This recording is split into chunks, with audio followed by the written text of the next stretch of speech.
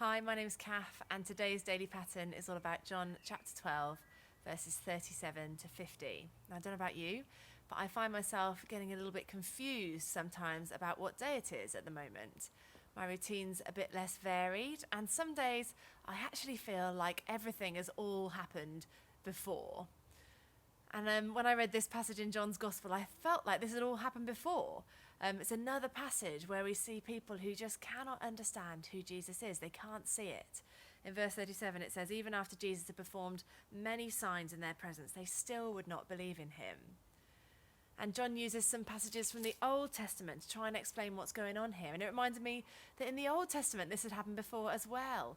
We see Pharaoh in Exodus, when Moses miraculously gets rid of the plagues again and again. Pharaoh cannot see it. In the end, his heart was hardened, just like it says in here in verse 40.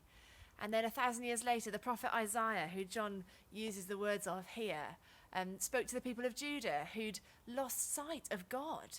They'd forgotten who God is. They'd stopped following him. And he warns them, and they can't see it, and they miss out on what God's got for them. God says, if you turn, I will heal you. And yet they can't see it. And now, in this passage in John's Gospel, we see someone even better than Moses and even better than the prophets has come. God himself has come to speak to his people.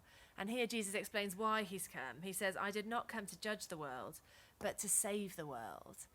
He's come not just to tell people what they're doing is right or wrong, but actually to be the solution. He's come to help. He's come to rescue them. And this time, God's not going to need to send any more prophets.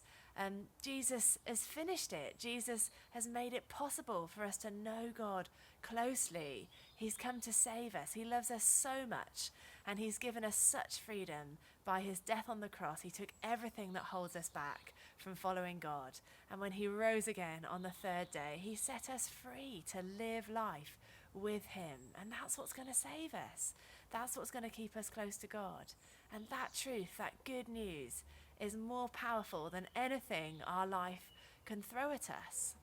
And you might have things in your life, difficult things, which seem to be happening just again and again, the same old problems holding you back from following God, the same old patterns that you fall into.